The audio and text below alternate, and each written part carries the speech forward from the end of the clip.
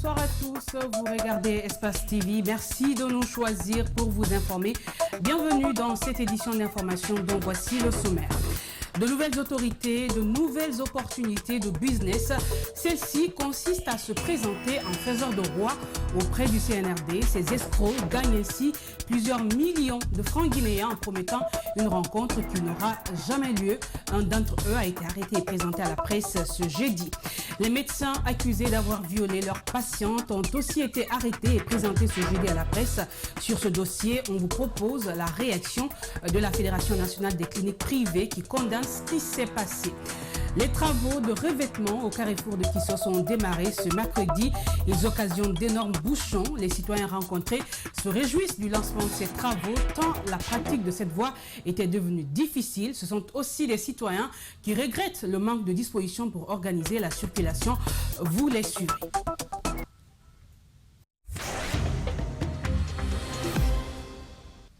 Encore une fois, bonsoir et merci d'être avec nous. Ils se font passer pour des proches collaborateurs du président de la transition. Ils réclament de l'argent à leurs victimes. En échange, ils leur promettent de les introduire à la présidence de la République. Un de ces escrocs a été appréhendé par la gendarmerie nationale. Il a été présenté à la presse au même moment que les médecins accusés d'avoir violé leurs patientes. Mamadi Kalisso, Ibrahima Sori Sengsouma. À l'état civil, il s'appelle Lansine Silla. Mais pour appâter ses victimes, il s'est fait appeler Lansine Doumbouya.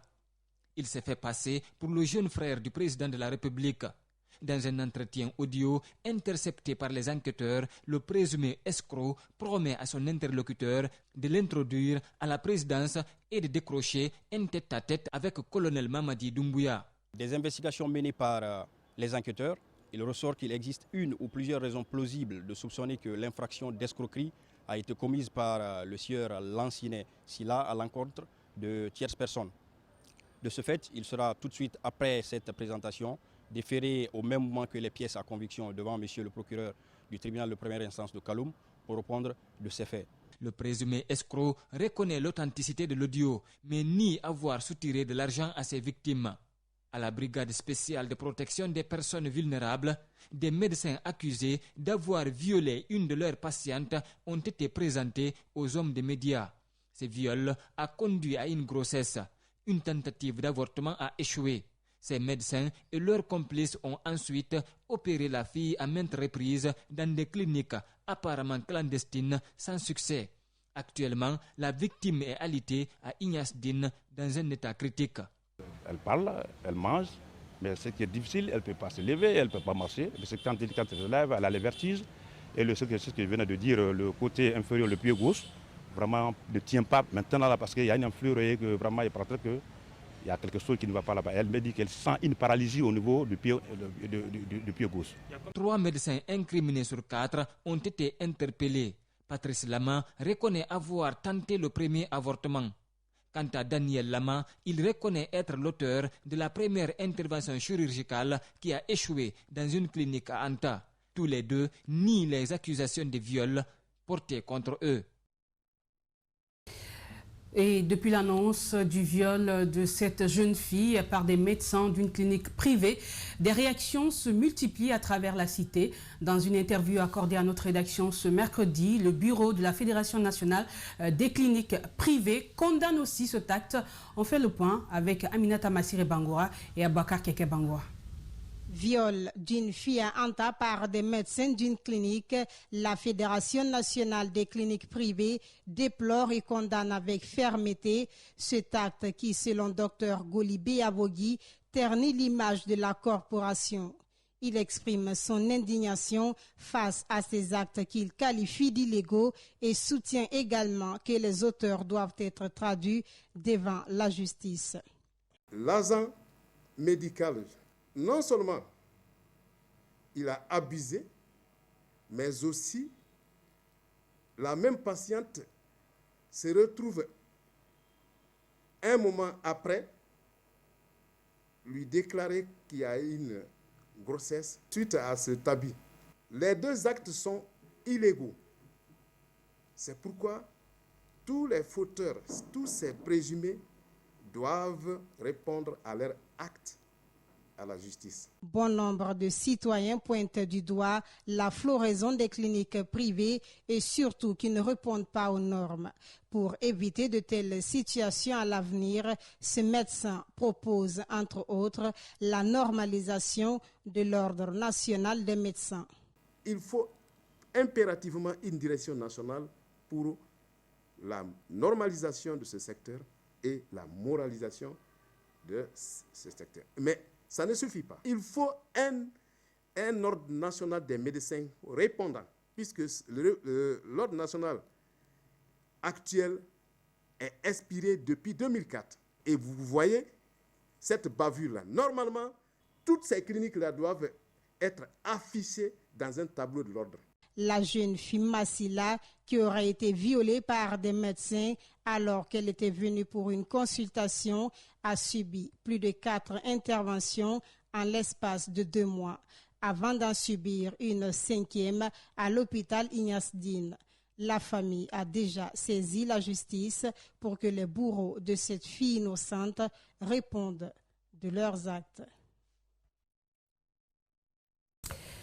Le verdict dans le contentieux lié à la paternité de l'Union syndicale des travailleurs de Guinée vient d'être rendu par la Cour d'appel de Conakry et c'est en la faveur du secrétaire général Abdoulaye Sow, version Mamou, après de longues années de tractation entre Abdoulaye Camara et Abdoulaye Sow. Le vainqueur a, dans une déclaration, assuré que cette victoire est le fruit de la patience, mais aussi de la confiance que lui et son équipe ont portée à la justice guinéenne. Mohamed Valek Touré, Abdoulaye Camara. Les juges ont déclaré que le congrès qui a eu lieu en octobre 2018 à Mamou, en présence des congressistes statutaires, a été organisé conformément aux tests qui régissent le fonctionnement de la centrale. Après cette décision rendue en sa faveur, Abdoulaye Camara est conscient de la lourde charge qui l'attend, lui et son équipe, étant donné que l'USTG vit désormais une ère nouvelle qui est celle de l'unification syndicale. À compter de ce 12 octobre 2021, la paternité de l'USTG est désormais bien définie et bien située et ne doit plus souffrir d'aucune confusion. Ses camarades syndicalistes de l'USTG avaient déjà confiance à la justice guinéenne à laquelle ils avaient demandé de trancher entre les deux factions. Après avoir gagné le procès, ils exultent. Depuis combien d'années on est en train de nous saboter? Ceux qui profitaient d'autres organisations ou d'autres structures pour nous saboter aujourd'hui, ils n'ont plus ce pouvoir. N'est-ce pas? C'est pour ça que nous sommes contents. Depuis que cette zizanie a commencé, en parlant de deux factions de l'USTG, nous n'avons pas pu nous mettre autour de la table pour parler de la situation des travailleurs du secteur public. Et au niveau du secteur privé et mixte, des conventions collectives qui sont là suite à des négociations internes, nous avons tout en la croix et la bannière pour pouvoir gérer cette situation. Nous, on est prêt à recevoir tout le monde, on n'a pas de guerre à faire avec quelqu'un. Et voilà, on est prêt vraiment à défendre les causes vraiment des travailleurs guinéens et à tout moment, et avec n'importe qui. En dépit de sa victoire, Abdoulaye Camara invite son adversaire Abdoulaye Sow ainsi que d'autres syndicalistes à le rejoindre dans l'intérêt de la classe ouvrière guinéenne. Le collectif des acteurs pour une transition réussie, apaisée et inclusive a lancé ses activités ce jeudi à Conakry lors d'un point de presse. Ce collectif s'engage à sensibiliser et réunir les Guinéens autour d'un idéal commun, celui d'accompagner le CNRD pour une transition réussie, apaisée et inclusive au pays. Idrissa Bari, Ali Badra Camara, Abakar Kekebangoa. C'est un engagement patriotique dont fait preuve le collectif des acteurs pour une transition réussie, apaisée et inclusive en Guinée. Au regard des maintes erreurs du passé, ce collectif entend proposer les actions concrètes devant garantir les objectifs du Comité national du Rassemblement pour le développement en cette période transitoire. Aujourd'hui, l'urgence se trouve au niveau de l'orientation que doit avoir cette transition. Les objectifs clairs qui doivent être définis par le CNRD et par toutes les composantes sociales doivent être suivis, mais aussi nous devons alerter par rapport éventuellement aux dérives qui puissent être de nature à entraver l'émergence d'une société juste et équilibrée. Dans les prochains jours, le collectif compte faire un travail concerté avec l'ensemble des forces vives du pays, cela pour proposer les bases d'une transition réussie. Nous estimons que chaque entité de la République a son rôle à jouer. Nous, citoyens, vous, organisations de presse, les organisations de la société civile, les partis politiques et le pouvoir central. C'est une conjugaison d'efforts collégiales auquel nous appelons tous les fils et filles de la nation. Alors, notre message, c'est celui de l'unité, celui de la cohésion, celui de la justice, celui de l'égalité et celui, bien entendu, du développement. Au CNRD, le collectif demande le respect de ses engagements. Et je crois que le message que nous lançons aux nouvelles autorités, c'est de respecter ce discours-là, car ça a été le discours qui a motivé l'ensemble de la population guinéenne à les soutenir dans leurs actions. Donc, nous lançons cet appel aux nouvelles autorités de ne jamais trahir leur engagement vis-à-vis de la population guinéenne. Pour toucher tout le pays, le collectif des acteurs pour une transition réussie, apaisée et inclusive installe déjà ses antennes préfectorales et régionales, une manière de faire passer l'avis des citoyens dans le mémo qui fera l'objet de sa rencontre avec les nouvelles autorités du pays. L'opposant Idrissa Chérif est de retour en Guinée après plusieurs mois passés à l'étranger et à peine arrivé, le président de l'Union pour le changement de Guinée se dit prêt à apporter son soutien au colonel Mamadi Doumbouya. Il ne veut pas être nommé, son rêve est de devenir président, mais pour commencer, l'envoi à la retraite de certains cadres, la lutte contre la corruption sont les quelques propositions qu'il a faites ce mercredi au CNRD pour réussir la transition. Justin Leno, Alcine Kamara. Après 9 mois en Côte d'Ivoire, Idrissa Chérif est de retour en Guinée. Depuis Yamoussoukro, il avait été informé de la situation du pays. L'opposant dit ne pas être promoteur d'un coup d'État, mais salue cet autre contre Alpha Condé pour des raisons qu'il explique. Dans un État normal, quand vous faites un coup d'État où les institutions sont respectées, on appelle ça de la foutaise. Donc la place de l'armée, c'est dans les casernes. Mais quand vous êtes élu comme président de la République, vous tripartuez les tests de la République. Vous jurez sur la Constitution, vous ne respectez pas la Constitution. Vous bafouez les lois de la République. Moi, je pense que si l'armée prend le pouvoir, ce pouvoir est salutaire. Je ne dis pas que tout ce que le président Alpha Condé a fait, c'est mauvais. Mais je dis que la démocratie, c'est une seule voie. C'est le respect des lois, c'est le respect des tests. Idrissa Chérif était pourtant un grand allié du président déchu, sauf que le tripatouillage de la Constitution de 2010 et la volonté de l'ancien président de briguer un troisième mandat sont entre autres raisons qui l'ont poussé à se retirer de l'Alliance, nous apprend-il. Après juste l'investiture du président de la République, je me suis retiré carrément. Je suis resté pendant 9 mois à Abidjan jusqu'à ce qu'il y ait le renversement du régime en place et je suis rentré. En Guinée, plusieurs fonctionnaires très avancés en âge sont encore en fonction, regrette l'opposant qui félicite la retraite de certains hauts gradés de l'armée. Le problème de la République, souvent, c'est le problème sécuritaire et c'est le problème de la justice. Je pense que dans ce sens-là, il a commencé au niveau de nos forces de défense et de sécurité, mais que ça s'élargisse maintenant au niveau des magistrats. Voilà, c'est-à-dire qu'il faut enlever tous les magistrats pourris dans le système, assainir le système avec une classe de jeunes vraiment partants, et dévoués, engagés, déterminés, parce qu'on a des bons intellos, des bons intellectuels, il faut le faire. Au temps du CNDD, il y avait 23 généraux en Guinée. Tout le c'est 23 généraux. Le président Dadis Camara a pris un décret, il a mis 22 généraux à la retraite. Le seul général qui n'est pas parti à la retraite, c'est le général Toto Camara. Pour terminer, Idrissa Chérif s'est dit prêt à apporter son soutien et donner ses expériences politiques au CNRD, au cas où le colonel Mamadi Doumbouya le consultait. Je vous l'annonçais dans les titres, le début des travaux de revêtement de la route de Kissoso a provoqué ce jeudi un embouteillage monstre. Les citoyens du tronçon Anta-Kissoso ont rencontré assez de difficultés pour allier leur lieu d'activité. Ils interpellent les autorités sur la durée et la qualité de ces travaux et souhaitent que les dispositions soient prises pour organiser la circulation. Rosaline Gote-Mounoumou, Yacouba Traoré. De longues files de véhicules pris au piège dans un bouchon combien éprouvant. Ce jeudi, comme il y a encore quelques jours, les usagers du tronçon Anta-Kissoso vivent un véritable calvaire.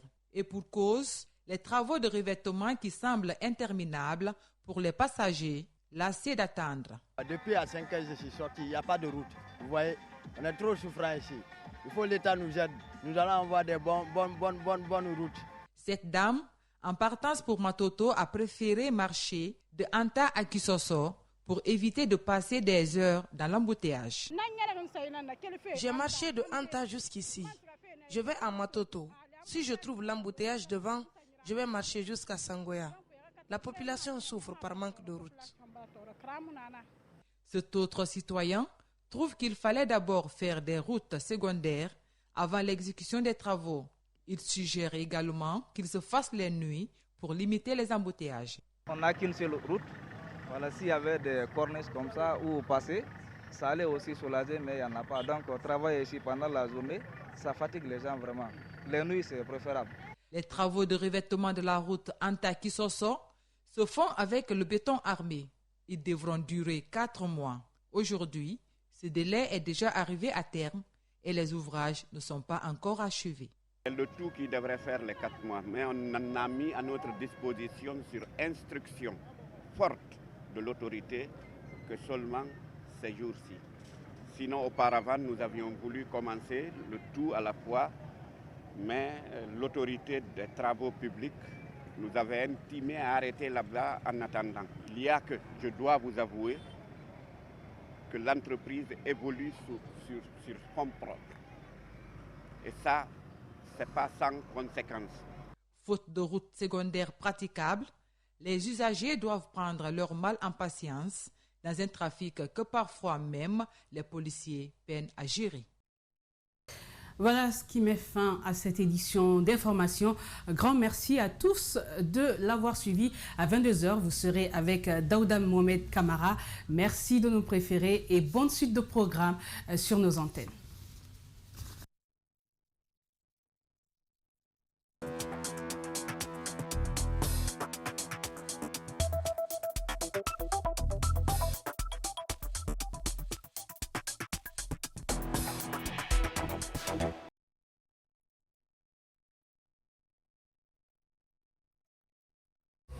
Salut, vous me reconnaissez? Bon, apparemment, je suis le fouineur de la boîte et vous savez quoi? Je l'assume. J'ai une bonne nouvelle à vous annoncer. Et bien, je vous donne rendez-vous tous les samedis désormais.